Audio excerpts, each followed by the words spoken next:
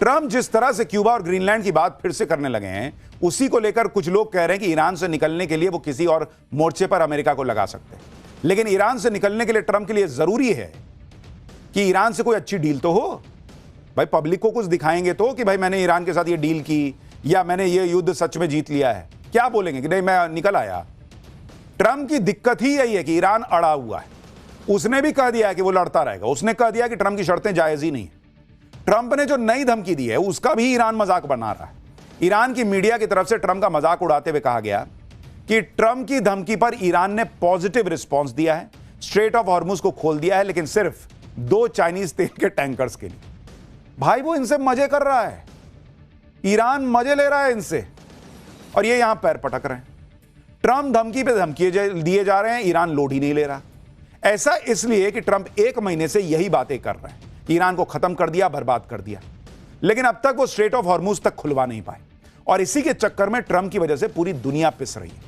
आप और हम पिस रहे हैं बॉस, सिर्फ इस एक आदमी की सनक की वजह से, क्योंकि दुनिया भर की तेल गैस की सप्लाई रुकी पड़ी है। ट्रंप की हरकतों की वजह से अमेरिका के सहयोगी देश भी अब साथ छोड़ रहे हैं। अमेरिका के सहयोगी देश अब ईरान युद्ध से दूरी बना रहे हैं। ट्रंप को डायरेक्ट मैसेज दे रहे हैं कि बॉस तुमने शुरू किया, तुम झेलो, हमको मत बोलो। आप देखिए कि ब्रिटेन ने कह दिया है कि हम अपने सैनिक नहीं भेजेंगे, हमारे लिए देश के लोगों का हित सबसे पहले, इसलिए हम मिडिल ईस्ट के संघर्ष में नहीं उलझ रहे हैं। स्पेन ने कहा है कि ईरान पर हमले के लिए जा रहे किसी भी अमेरिकी विमान को स्पेन से होकर गुजरने की इजाजत ही नहीं है। इटली ने कह दिया है कि हम इस युद्ध का समर्थन नहीं करते हैं। जर्मनी के राजनीतिक दल मांग कर रहे हैं कि अमेरिकी सैनिकों को देश से बाहर करो। यानी हर तरफ डोनाल्ड ट्रंप का विरोध हो रहा है, थू-थू हो रही है, छीछा लेदर हो रही है। आप देखिए कि जिस इजराइल के लिए ट्रंप ने ईरान के खिलाफ युद्ध छेड़ दिया, वो इजराइल भी ईरान में ट्रंप के ग्राउंड ऑपरेशन के प्लान से कन्नी काट रहा है। मीडिया रिपोर्ट्स के मुताबिक इजराइल के पीएम बेंजामिन नेतन्याहू ने ईरान के अंदर घुसकर ग्राउंड ऑपरेशन करने से हाथ पीछे खींच लिए हैं। इजरायली मीडिया के मुताबिक यह फैसला देश की अपनी सीमाओं पर सुरक्षा बनाए रखने और दक्षिणी लेबनान में हिजबुल्लाह के खिलाफ अभियान पर फोकस करने की वजह से लिया गया है। हालांकि चर्चा यह भी है कि ईरान की जवाबी तैयारी को देखकर इजरायली सेना ने अपनी रणनीति बदल ली। यानी इजराइल तक अमेरिका के साथ नहीं घुसना चाहता ईरान के अंदर, और इसीलिए ईरान कह रहा है, जब यह बात चल रही है ना कि अमेरिका के सैनिक घुसेंगे, ईरान बड़ा बड़ा छाप रहा है, वेलकम टू हेल।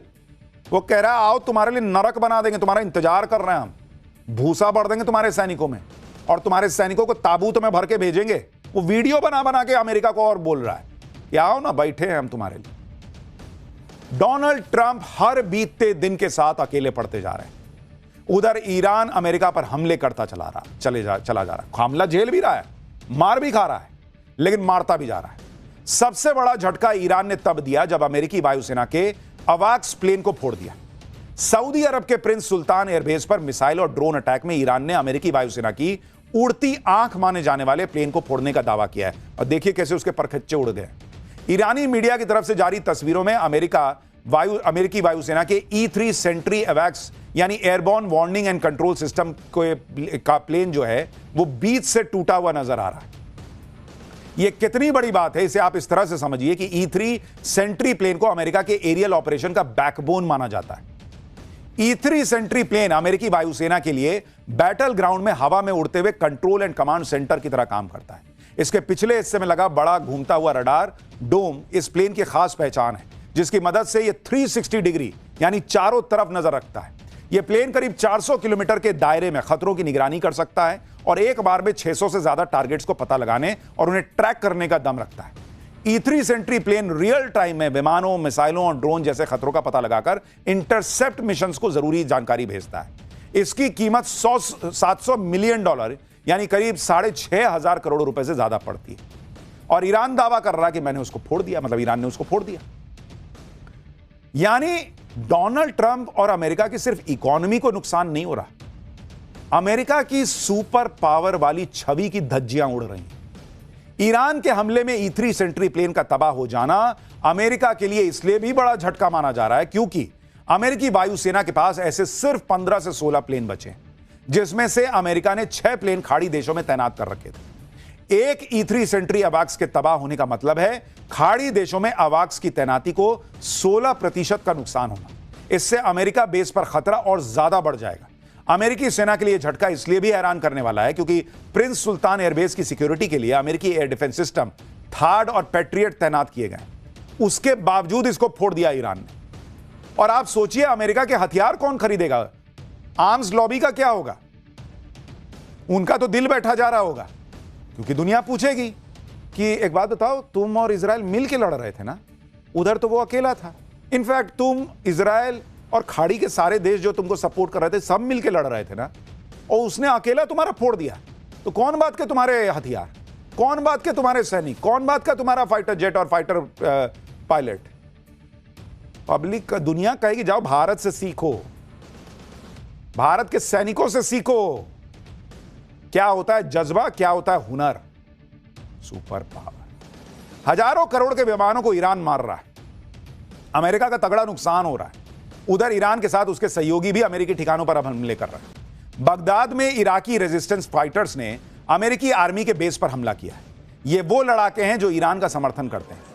बगदाद का विक्टोरिया बेस अमेरिकी सेना इस्तेमाल करती है। विक्टोरिया बेस पर इराकी रेजिस्टेंस फाइटर ने ड्रोन से हमला किया। हमले के बाद बेस से आग की लपटें उठती हुई दिखाई दी। इन हमलों के बीच ईरान युद्ध अब पानी और बिजली तक पहुंच गया। ट्रंप ने ईरान के पावर इंफ्रास्ट्रक्चर पर 10 दिन के लिए हमलों को टाला है, लेकिन इजराइल मानने को तैयार नहीं है। इजराइल ने ईरान के परमाणु केंद्र इस्फहान पर हमला किया। यही वो जगह है जिसके बारे में अमेरिका और इजराइल दावा करते हैं कि यहां ईरान का न्यूक्लियर प्रोग्राम चल रहा है। इजराइल ने तो ईरान के खोंदाब में हेवी पावर प्लांट पर भी हमला किया। हेवी वाटर प्लांट परमाणु ऊर्जा कार्यक्रम से जुड़े महत्वपूर्ण प्लांट होते हैं। हेवी वाटर मुख्य रूप से परमाणु रिएक्टर्स में न्यूट्रॉन की गति कम करने के लिए इस्तेमाल होते हैं। ईरान के पावर प्लांट पर हमले के बाद तेहरान में ब्लैकआउट हो गया। आप तस्वीरें देखिए, पूरा शहर अंधेरे में है तेहरान।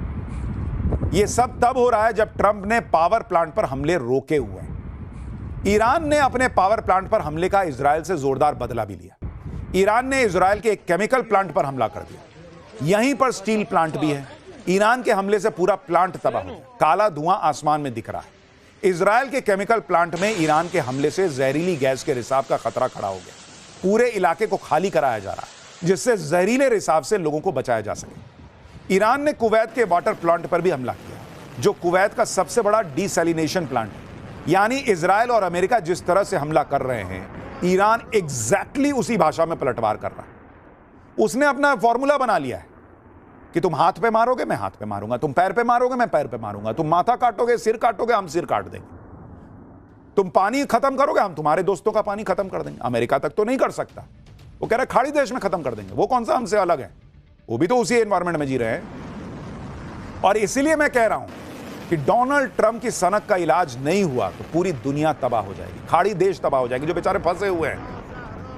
अच्छा खासा दुबई में, अबू धाबी में लोग जा रहे थे, बड़े बड़े अमीर लोग जाके रह रहे थे। इतने भारतीय, 1 करोड़ के करीब भारतीय खाड़ी देश में आराम से रोजी रोटी कमा रहे थे, घर पैसा भेज रहे थे। सबको तबाह कर दिया इस आदमी ने। ईरान ने इजराइल की सबसे बड़ी तेल रिफाइनरी पर भी हमला किया। यह तस्वीरें हाइफा की हैं, जहां इजराइल की तेल रिफाइनरी है जिस पर ईरान ने हमला किया। ईरान के हमले से हाइफा रिफाइनरी को तगड़ा नुकसान पहुंचा है। ईरान ने हाइफा रिफाइनरी पर बेहद सधे अंदाज में अटैक किया। यानी ईरान ने दिखा दिया कि अमेरिका और इजराइल जो करेंगे ठीक वैसा ही ईरान करेगा। ट्रंप धमकी देते रहते हैं और ईरान हमला करता रहता है। ट्रंप की हर धमकी के बाद ईरान एक नया अटैक कर देता है। ईरान ने खाड़ी देशों पर तगड़े हमले किए हैं और इसकी जानकारी भी शेयर कर रहा है। बहरीन, कतर, यूएई, सऊदी अरब, सभी पर ईरान ने हमला किया है। कई लोग कहते हैं कि ईरान क्यों अटैक करता है और इन खाड़ी देशों पे क्यों अटैक कर रहा है? क्योंकि ईरान को पता है अगर उसने इन पर अटैक नहीं किया तो भाई डोनाल्ड ट्रंप जो अब करने का सोच रहे हैं वो 20 दिन पहले कर देते और बम गिरा देते। वो तो ईरान ने ये कर करके उनको खौफ पैदा किया हुआ है। दुनिया को ये बता रखा है कि मैं मरूंगा, तुमको लेकर मर जाऊंगा। इसलिए डोनाल्ड ट्रंप अभी तक रुके हैं, अमेरिका जो है वो रुका हुआ है। उसको लग रहा है कि भाई 1 मारूंगा, ये 4 मार देगा। ईरान अपने आप को बचाने के लिए हमले कर रहा है। वो कह रहा है हमको कोई मतलब नहीं है, तुम हटा लो यहां से सेना खाड़ी देशों से, हमको कौन सा मतलब है कि तुम पे हमला करें। ईरान की सेना रोज नए नए वीडियो भी जारी करके हमलों की जानकारी दे रही, क्योंकि उसको लगता है ये तस्वीरें, ये वीडियो, ये खबरें उसको बचाएंगी। लेकिन जो हालात बन रहे हैं वो युद्ध के रुकने के तो नहीं लग रहे। और अगर युद्ध नहीं रुका तो दुनिया में तबाही मचेगी। और भारत पर क्या इंपैक्ट पड़ेगा और क्या इंपैक्ट पड़ रहा है, क्या पॉलिटिक्स हो रही है, अब उसका चैप्टर है। शेयर मार्केट क्रैश, रुपया गिर रहा, सोना चांदी डाउन, महीने भर में 45 लाख करोड़ का नुकसान कहां जाकर रुकेगा? ईरान वॉर के बीच राहुल ममता का पीएम मोदी पर नया अटैक, क्यों बोले कि भयंकर भूकंप आने वाला है? 25, 50 और 100 ml की बोतल में पाकिस्तान में पेट्रोल मिल रहा है। पाकिस्तान में कैसे गजब हाहाकार मच गया है, अब इसका चैप्टर देखिए। देखते देखते ईरान युद्ध को 1 महीना हो गया और इस महीने भर में दुनिया भर में लोगों को नुकसान हो रहा है। आज भी मार्केट क्रैश हो रहे हैं, पैसा डूबता चला जा रहा है, तेल के दाम किसी के संभाले नहीं संभल रहे, दुनिया भर के देश एनर्जी क्राइसिस से जूझ रहे हैं। कहीं कहीं तो एनर्जी लॉकडाउन लग चुका है, बूंद बूंद फ्यूल बचाने की जंग चल रही है।